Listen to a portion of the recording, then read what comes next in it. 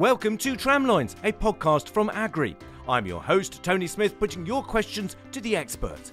In this episode, we're talking to Agrii's Jim Carswell, R&D Manager in the North, and Peter Southwell, farming on the south of the Yorkshire Wolds. The importance of analysing soil and plant health. Can this approach really make a difference in helping us enhance crop performance? Well, today we're going to ask that key question. So, good morning to you both. Good morning, Tony. Morning, Tony. Good morning to you, and it's great to revisit analysing plant and soil health again. Peter, can you paint a picture as to where you farm and what crops you farm? Yes, Tony. We're farming on the south of the Yorkshire Wolds, near Market Wheaton and near Beverley. We farm a general cereal areas of winter wheat, spring barley, spring oats, oilseed rape, and vining peas. So, Jim, why is leaf tissue analysis important? Obviously, we advise our customers to start off with a broad spectrum soil analysis. And that's very important to know what's actually in the soil. But of course, that doesn't tell you what's available. And clearly, there are factors during the season, too dry, too wet, too bright, too dull. All of those factors can affect the uptake of nutrients in the plants. And of course, soil pH is a huge driver as well. So we think it's very, very important to monitor what's actually going on in season, because otherwise, how can you optimize your productivity and also optimize nitrogen and nutrient use efficiency? Okay. And Peter, from your perspective, for how long have you been actually, using this technique? Yeah, so we started doing spring leaf analysis about 5 years ago, and we saw that we were seeing nutritional deficit in the plants, even though it wasn't showing up on the soil tests.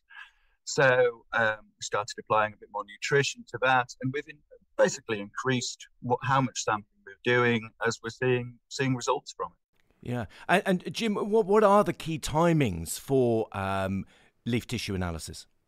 Yeah, for cereals, we advise pre-T0, pre-T1, pre-T2, and depending on the crop productivity, if we're really going to dry these crops, we'd also suggest pre-T3 as well, because we're finding out more and more that having the plants at the optimal nutritional status in that end part of the season is very important in final grain fill. Sure. And what are you looking for? What are you analysing for? Well, we're analysing for the full spectrum, the 12 macro and micronutrients in the plant. We will take these samples around 10 to 14 days before the sprayer is due to be back in the field. And so we can identify the gaps by getting the analysis back from the labs and then plug the gaps by filling the sprayer appropriately next time it's in the crop. Sure. And Peter, do you sample the crops, or do you ask your agronomist to do that? And how much time does it take to go out there? If you're farming 250 hectares, it's a sizable area. Tell me a bit about that. Yeah, so sometimes my agronomist, my Agrii agronomist will go out and do it. Sometimes I like to do it myself. So it's a good time to be in the field, walking the crops, and you get a good look and feel for the crop as well. Yes, it is time consuming, but when you're doing other things at the same time, walking the crop, it's fine. So it's an enjoyable process, I feel, as long as it's not driving with rain. Sure. So you've got your analysis, you've got your results, those 12 macro, 12 micro nutrients. You've got that insight. What do you do with that data?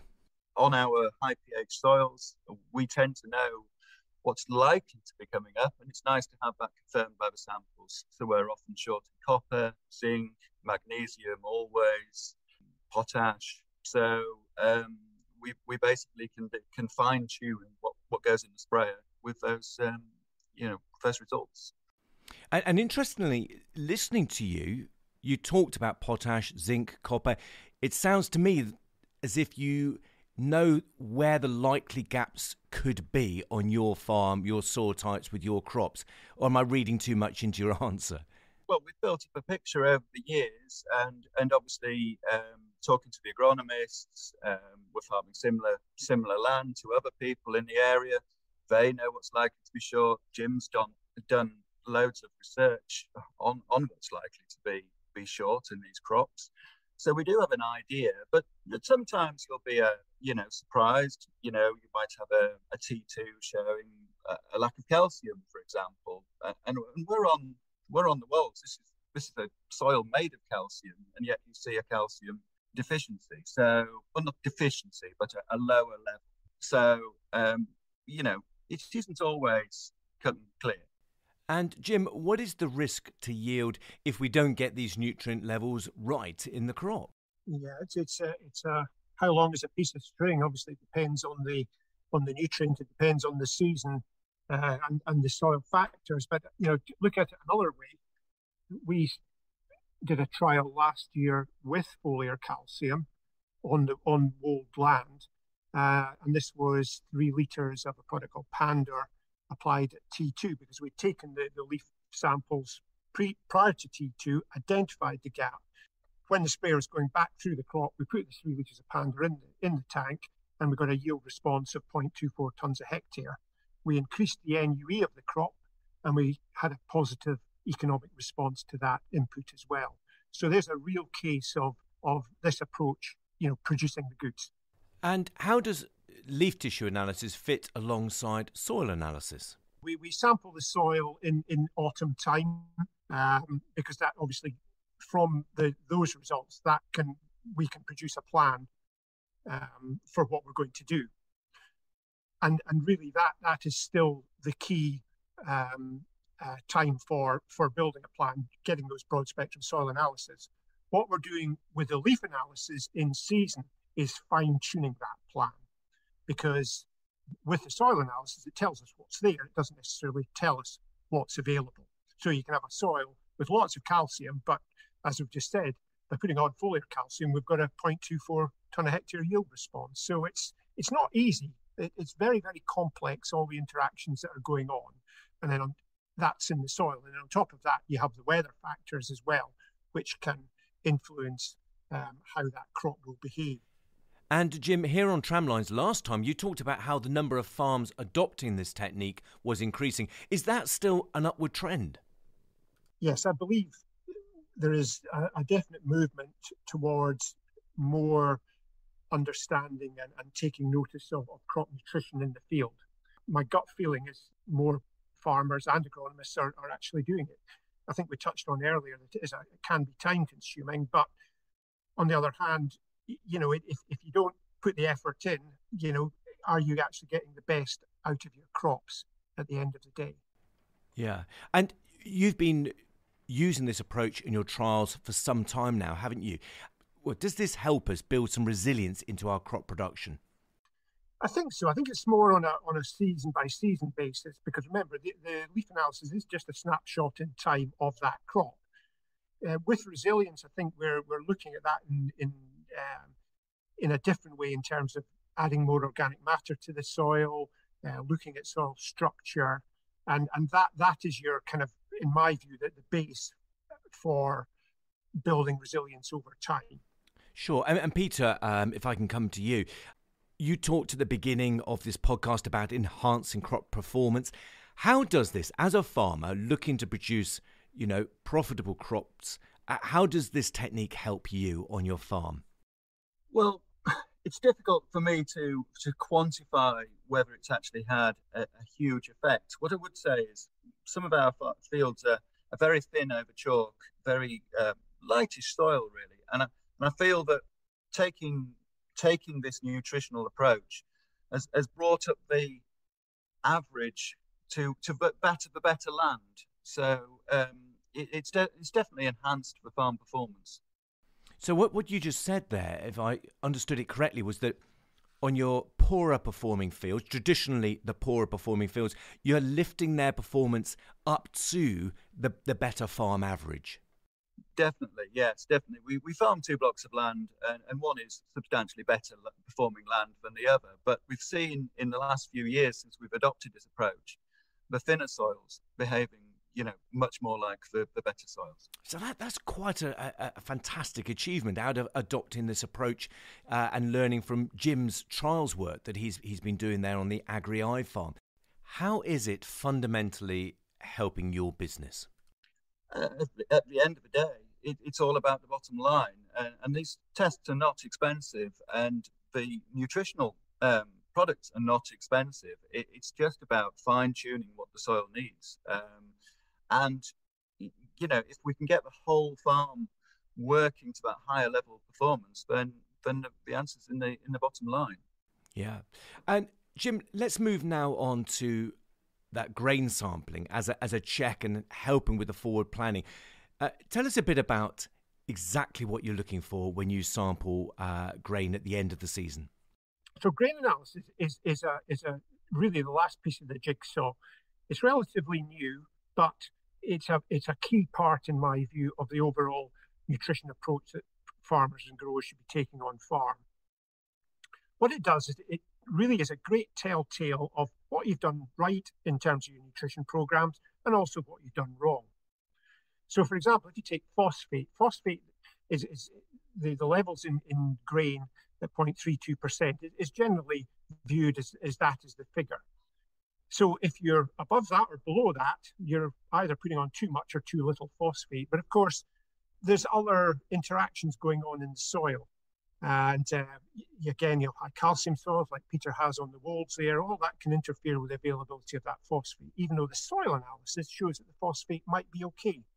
So grain analysis is absolutely critical, in my view, just as the final piece of the jigsaw to show how the crops have done in terms of the nutrition program, but also we can use that information for helping plan the next season's nutrition.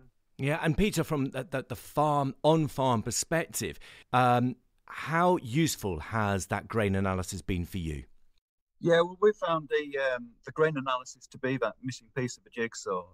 And Peter, using this analysis, what decisions have you made on farm that has made a real difference?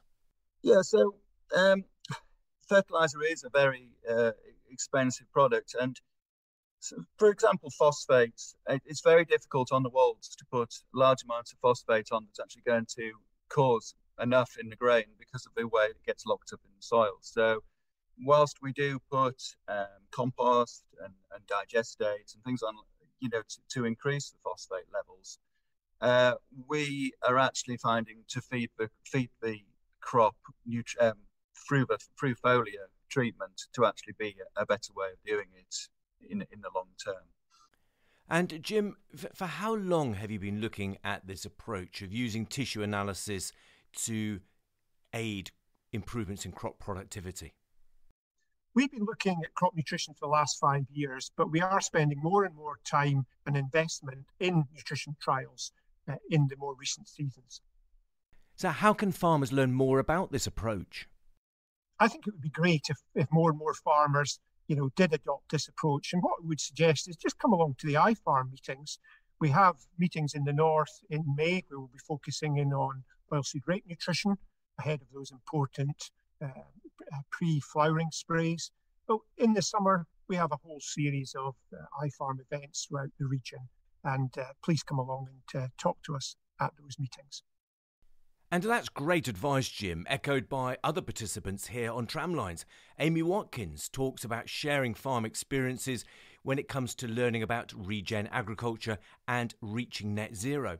And here on Tramlines, other podcasts that you may also find of interest where experts and farmers alike are sharing their on-farm experiences, including boosting bugs in soils, using soil health to build farm resilience and productivity, and digging into organic matter.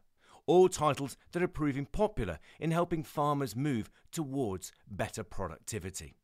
So Jim, is it that important that we share our farm experiences with each other in order to move forward when it comes to crop productivity and resilience?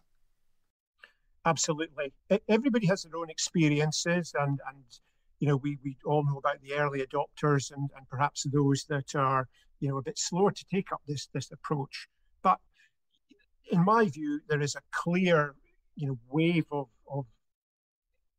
information out there which is showing more and more the importance of targeted, precise crop nutrition. And one of the ways of doing this is of course, the leaf analysis in season. And Jim, taking that leaf analysis through to what is the benefit in actual yield, well, what are the results that you've seen in your trials, and can we quantify quite precisely what the benefits are?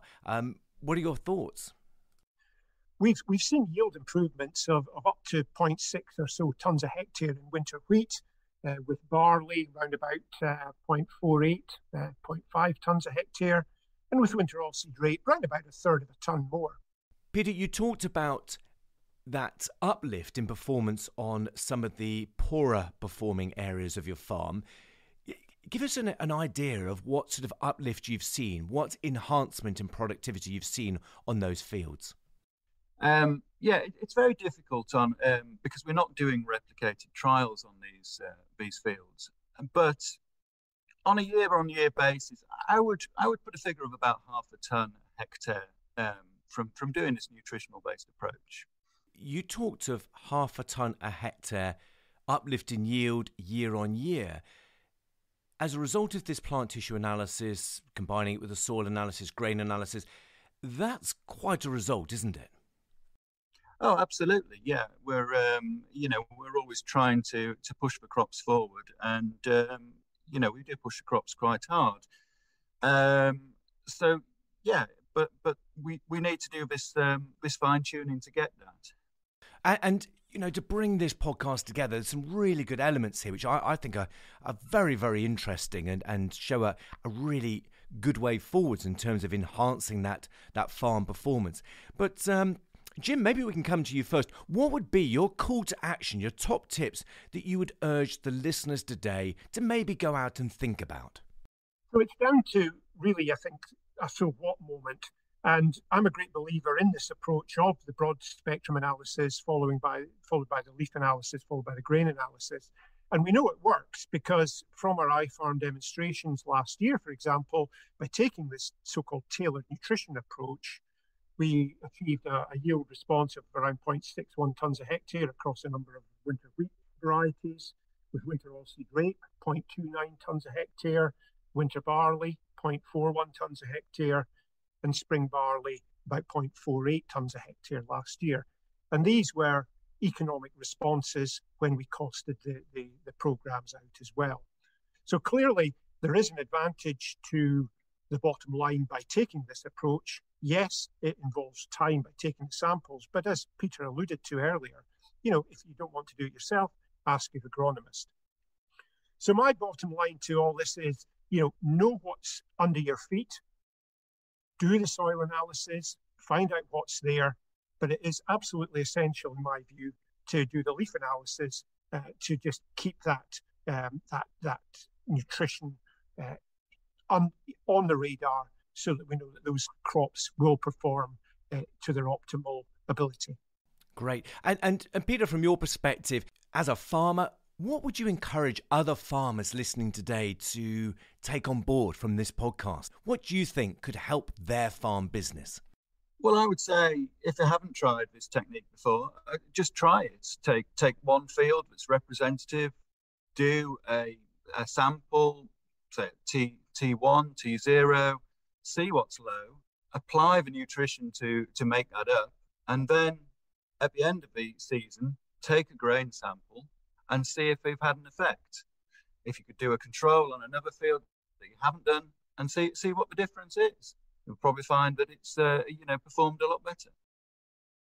Well, thank you, Jim and Peter, for a very interesting podcast indeed, showing how soil, plant and grain analysis could perhaps help achieve optimum crop productivity across your farm. And do listen to Jim's previous podcast, The Importance of Analysing Soil and Plant Health. That's it for this podcast, but do tune in again as we meet the experts throughout the season, exploring the many immediate and longer-term questions for growers and farmers in the UK. If you have any questions that you'd like us to ask the experts, email info@agrii.co.uk. See you next time.